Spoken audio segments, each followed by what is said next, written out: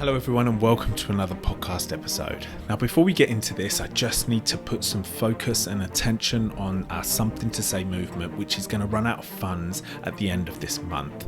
Now we receive donations, people purchase merchandise, and people are brilliantly subscribed to the membership program over at Patreon, but that doesn't always cover our costs. We have running costs, admin costs, subscription costs to keep the 6 platforms alive that we run.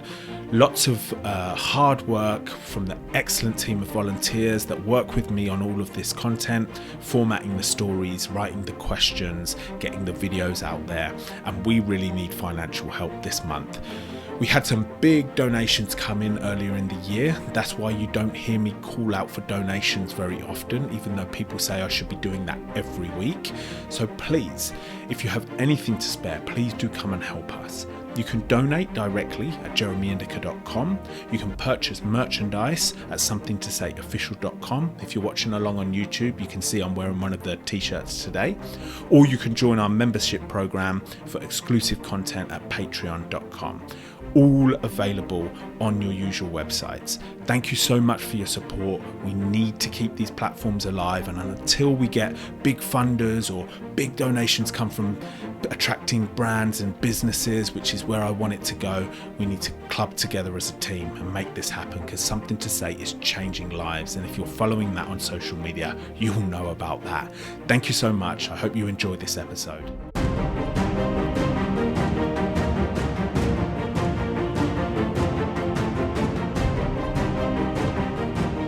Okay, so let's work together to get as creative as we possibly can with this.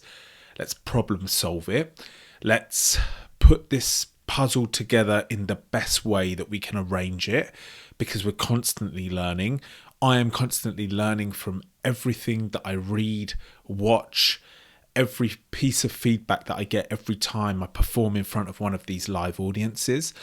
And I also sometimes wonder if perform is the correct word to use, because it's not a play, it's not a show, but actually the way that I've thought about it over the years is it kind of is, because I am trying to put across something in these presentations that I run, which is so engaging, people can't believe it, which is so thought-provoking. People walk away and they think about it for 2 or 3 days after they leave, which some people are writing to me after I speak to these live audiences, telling me that that is actually what's happening. But as you know, I am an engineer by trade, and my brain has been trained in that 15-year career that I had to constantly improve the solutions, to always be looking about how we can make advances and how we can continue to better the last time we did something. Like, that's what engineering is all about. It's all about continually analysing what's going wrong or where the weak points are, and to work on them. So that's what I do naturally, and I find it very exciting. I hope you do too. And I actually hope that as you follow on social media, whichever platform that may be, you can actually see how I am working, really, because I'm often posting on Instagram and every other platform that I'm trying to run about that method. And I think that it's great. It's great. It's a true purpose. And I know lots of people are along for the ride and are finding similar inspiration that I find out of this work with it. So along with that, every time I leave one of these presentations, and this is what I'm getting to about how creative can we actually get with this, because I believe that the potential is literally limitless that we can achieve with this. One of the main goals is I want the audience to feel thoroughly engaged throughout the whole thing. And I am achieving that somewhat with the way that I've laid out my talk. And I do something different with adults. I do something different with young people, teenagers, when I go into these schools. Now, recently, I presented to foster care parents, and just quickly, they are unsung heroes of our society, I believe.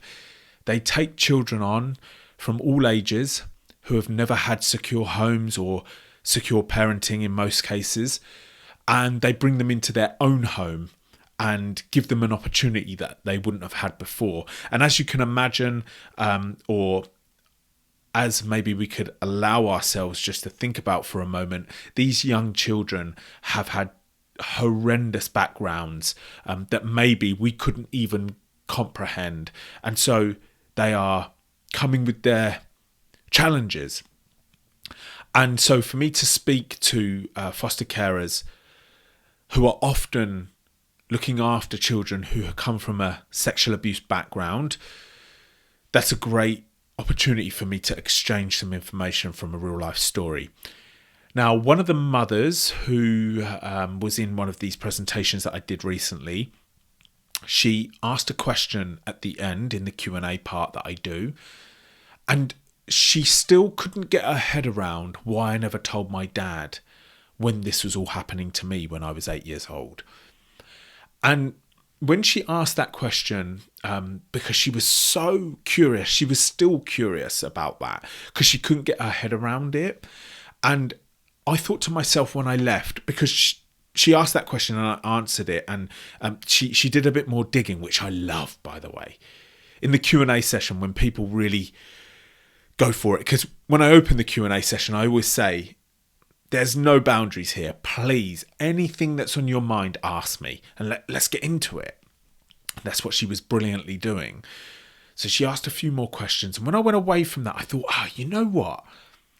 Even though I have structured this presentation, because that is a common question of people's disbelief why a child wouldn't say something at the time, I've structured the presentation to try to answer that and give them some vision of why a child wouldn't say something at the time, using my own story as a catalyst.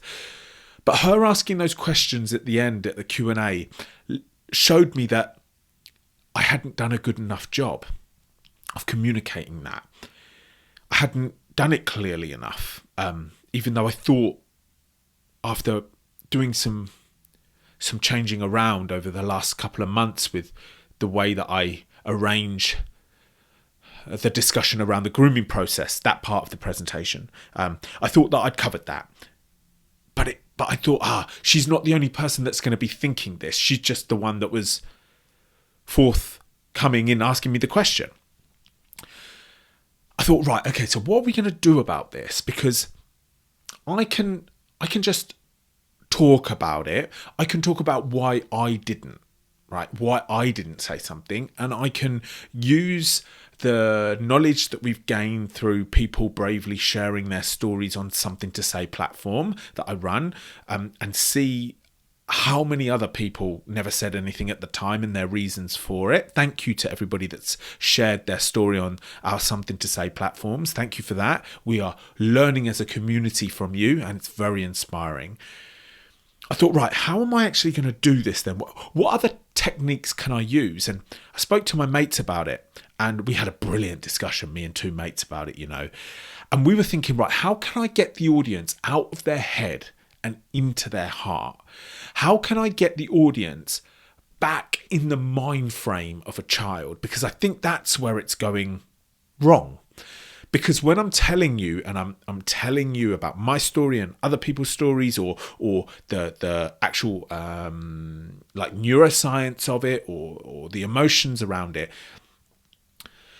everyone is listening to that. Everyone in the audience is listening to that as an adult, right? With their logical mind that's full of life experience, and we're not thinking about it from a child's perspective.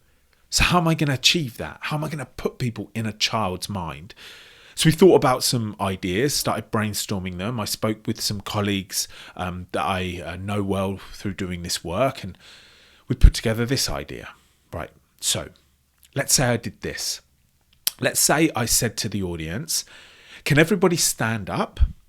And that would get everybody engaged. That would kick off an engagement. So anybody whose mind had started wondering, thinking about what's for dinner tonight, or which I hope which I hope, by the way, doesn't happen in my presentation, but we're all human beings with a wandering mind, and sometimes we daydream. Sometimes my presentation is 2 hours long, so with a break in the middle, don't worry.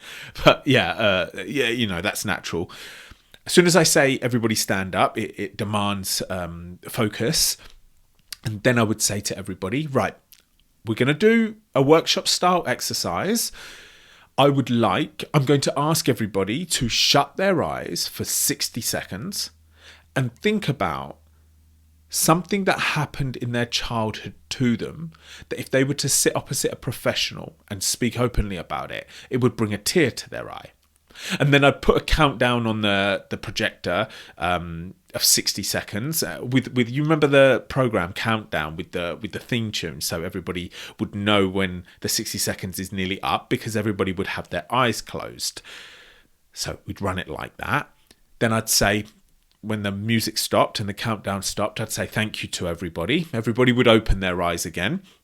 And then I'd say, right, next part of this activity is I'm going to ask you, after the count of 3, to turn to the person to the left of you and tell them the thought that you had in your mind of the thing that happened to you in your childhood that would bring a tear to your eye if you spoke to a professional openly about it. And I'd go, right, ready, 3, 2, and then I'd say to the audience, of course, I'm not going to make you do that, but how did you feel? How did you feel about telling the person next to you, who is either a colleague or a stranger, about one of your deepest secrets from your childhood that make you feel sad? And then we could workshop it, and people would put their hands up and they'd say, I felt scared. I felt anxious. I felt like I didn't want to do it. In fact, I didn't want to do it. And then I'd be like, and you're adults. You're adults in this space. Now imagine if you were 15 years old, or you were 8 years old, or you were 6 years old. Imagine then what it would be like to try to come forward with something that you've been told must be kept a secret, that you feel shameful that you're the situation that you were in or are in currently, or you've been blackmailed to not say something, or the person who's been sexually abusing you has threatened you if you tell someone. Now think about that. Right, what do you think about that? I'm asking everybody that's watching along on YouTube or listening, what do you think about that? If you're watching on YouTube, please put your comment in this comments section, because it'd be really interesting to know how you feel about that as a workshop activity. Now, if you're listening on Spotify or Apple Podcasts, whichever podcast app you're using, unfortunately, they don't have the comments section on there. So if you would like to, go to YouTube and put your answer, or you could even go to social media on one of the promotion posts for this particular podcast and put your answer there, because we're trying to get a discussion. I'd love your feedback. So that just seemed like a strong idea to me, because I can take the audience out of their adult, mature head and put them in a situation that makes them feel scared as an adult, and then get them to think about what that would be like as a child. And then that person who prodded me on that brilliantly asked me, because she was still confused about why I never told my dad at the time, then it's like the penny drops. Now I understand. And if I'm speaking to teachers, this is going to be valuable for them because they're in the care of young people all the time. Right, so that was my idea, and I thought it was strong. I thought it was a great way to re-engage the audience, improve the engagement of the audience too, and mix it up a little bit. Because most of my presentation is me talking or me showing videos or me asking the audience questions. This was something that would feel fresh halfway through. So I spoke to a few people about it, and everyone agreed that it's powerful, but there were 2 people that know a lot about trauma-informed practice, and they said, you can't do that. Now, the reason why you can't do that is because if you're speaking to 60 adults, you don't know where they're at in their life. You don't know whether they're currently going through something in therapy at the moment. You also cannot police how they're going to feel after that 60 seconds where you've asked them to think about something that they've never shared before that would bring a tear to their eye. That's not fair, and that's not trauma informed. And of course, as you know, I am not a trained therapist in any regard, so that how am I going to facilitate or support anybody where that pushes them too far in one direction? Now, what I did, which I thought was really, really interesting, was when I presented last time, which was 2 days ago, to head teachers in London, I actually asked them about this. And a gentleman came up to me afterwards and gave me some valuable feedback and said, if you had actually done that exercise here, I have just come out of 7 years of therapy.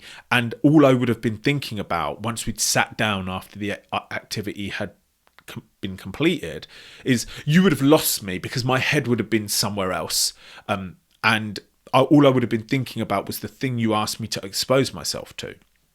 I thought that was pretty valuable. But another member of the audience said, you know what, I love it. And if you do it in third person, right, so if you change it up, and if you say, actually, hypothetically, if you say to the audience, right, everyone stand up. So before I get into this, what we were thinking was, if the way that I've just presented the idea to you is too much, then let's take one step back. And let's say I said to the whole audience, everyone stand up. And I said, right, if I was to ask you to close your eyes and think about, and then we do the activity, and then I was to say to you, you're now going to turn to the person to the left of you, and after 3 and X, Y, Z, how would that make you feel? Okay, maybe I don't need to get them to stand up for this, presenting in a hypothetical way. So I don't actually get people to do the exercise. I just present the exercise and allow them to go into it as deep as they wish. Because some people in the audience will actually think of that thing, or some people in the audience will kind of go halfway. And I can still kind of give them the emotion of that fear and anxiety without actually making them do the exercise. That could be an option as well. What do you think about that? Like, so you've got kind of step 1, which is all guns blazing straight into the exercise. Or step 2, like a step back from the original plan. And then someone else gave me some feedback and was like, you know what? We're all adults here. And when you ask us to stand up and think about it, think for 60 seconds, we will go as deep as we want. And I was like, that's also a good idea. So I still haven't got the solution here, but I know there's a gem in there somewhere. That's why I'm making this podcast, because I want to ask you for your opinions or potential ideas. There's a gem in here somewhere. And I don't know whether you know of Derren Brown. He's a not hypnotherapist. He hypnotizes people, is what he's known for, and he plays games with the mind. And I've been to see him before live a number of years ago, and the way he works an audience, you are engaged even if you're not directly participating for the whole thing. It's truly amazing, and you walk out of there thinking, wow, that was incredible. And that's the kind of thing that I'm going for. Now, another idea that I was thinking about was, how far can we take this? Because not only do I want to put you in the mind of a child to understand why you wouldn't say anything, but I'm also now thinking, because my mind is firing with ideas, I'm also now thinking about, well, how can I get somebody to understand the grooming process, not to understand it from an academic or formal point of view, which is the grooming process is the definition of the grooming process, different types of grooming, like that's useful, but it's just one piece of the puzzle. How am I going to get you to actually feel the grooming process as an adult? Now, one of those ways is to, and honestly, I thought about this like 3 days ago, right? So this is still just completely brain, just like it's just been brainstormed in my mind once. So bear with me with this, right? Is there a way, like films sometimes do, where I'm going to give you a bit of information at the start, run with that bit of, or give you a bit of storyline or point, or give you a concept of some sort, and run with that concept for a little while. Not focus entirely on it, but let's say, you have it in a film, you have like storyline A and B and C. This is like this would be like a concept C. So it just lives in the background, but I keep touching upon it.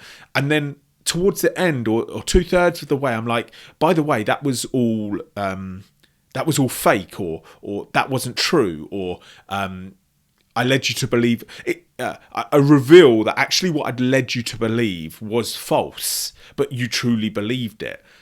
And I can be like, look how easy it is. I just don't know if that's good enough, actually. I don't know if that's good enough. The reason why I'm thinking about this is because I don't know if you've ever seen the film The Father or Shutter Island. They're two films that have kind of inspired this idea. Let's take Shutter Island for a moment. It takes you on the journey of someone who would have severe mental illness, so much so that it starts confusing you, which is part of the mental illness. And by the end of the film, you're like, oh my goodness, I actually felt what the character Leonardo DiCaprio was acting. I actually felt what the illness was, because you took me through, you put me in the mindset of the illness. Now, the other film, The Father, which is about dementia, as you watch the film, you start to get confused or forget, or things don't make sense. And you're actually confused during the film. And towards the end, you realise what's happening. And they actually give you a sense of dementia. Now, this is the kind of thing I'm trying to get to, yeah? Because I want this presentation to be so phenomenal, so unique, so outstanding, because as it grows, which it is, you know that, we're working, oh my goodness, I am working non-stop in my mind on this. I want it to turn into something which I can rent theatre halls to, and deliver this information to 3,000 people at a time. I want it to be grand, and I want the marketing of the show to be so interesting that people from all walks of life come and see it. Not just therapists, not just survivors, not just doctors, not just people who are in childcare, not just mothers who are interested in protecting their children, even though they are valuable audiences. I want this to be something for everyone. That's what I'm trying to get at. And you know that from my work too. I want this to be something that everyone, doesn't matter what background you're coming from, what experience you're coming from, what job you do, to be like, that looks really interesting. And that looks a little bit fun as well. Now, fun is maybe a weird word to use when we talk about this subject. But actually, it's been a number of times where people have said to me, I don't know whether this is the right word to use, but I actually enjoyed that. And I'm like, that is the right word to use. Because that means you were fully engrossed throughout the whole thing. Now, when we come to the younger age delivery that I do in schools, to year 7 and above. So for anybody that's not in England, that is age group 11, because they're 11 to 12 in year 7, so that's 11 onwards. Unfortunately, I don't have anything for the young age groups younger than that yet. That is something that's circulating in the back of my mind, how I can do that. That will come eventually. I'm excited for that. I'm always trying to think about how to engage those younger age groups as well. So after my last event at a grammar school where I presented to 1,250 teenage boys, it was an all-boys grammar school, it went phenomenally well. I can notice where certain bits start to get less engaging because I'm always watching the audience very, very closely. You can see the odd person start to look down at the floor or look up, or you can see that I've lost their attention. So something simple, because, it's just so good. It's so exciting. I used to put the Q&A part at the very end of the session, and I get usually about 50 minutes with students. So I used to leave 10 minutes at the end at least for Q&A. And that usually works very well, especially for the younger ages. And something that I'm pretty sure you will find interesting to hear is actually the younger age groups that ask the most questions. So I would say age 11 to 13. When I open up for Q&A, they are just raising their hands. They want to know everything. But then when you get to 14 years old, 15 years old, 16 years old, etc., they're a lot more conservative, and probably because they are a lot more fearful of saying something silly, saying something stupid, how they look in front of their peers. But I would have never have guessed that. I would have thought it'd be the opposite. I would have thought the age 11s, 12s and 13s would have been a lot more shy. But yeah, it's really fascinating. So when I open up for this Q&A, I sometimes with the older age groups have to get them going, because there's no questions. But as soon as one person asks a question, like it starts going off. But it feels a little bit slow at the start. And I don't want that, right? I don't want them thinking, oh, we're nearly out of here. That's not what I want.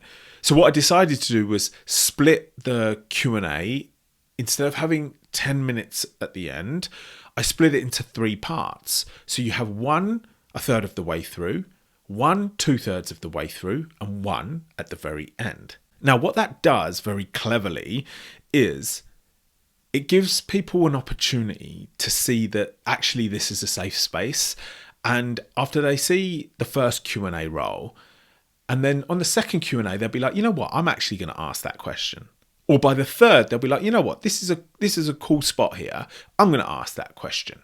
Or they hear the questions on the first round of Q&A, which sparks curiosity about something for them. So they ask it on the second part. Like it's really great. And something else that I've put in here is before each Q&A, I give them 90 seconds to talk amongst themselves about something they'd like to ask me. Now, of course, when I kick that off and I say, you've got a minute and a half, go for it. Of course, most people are chatting about whatever they want, but that's okay because you see how this has evolved, because I want to continually refresh the atmosphere. I want to continually refresh the crowd.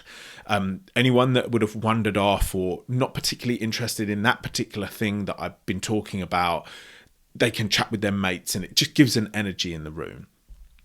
Now, I've also started thinking, well, look, for one of these Q&As, instead of me saying, has anybody got any questions for me?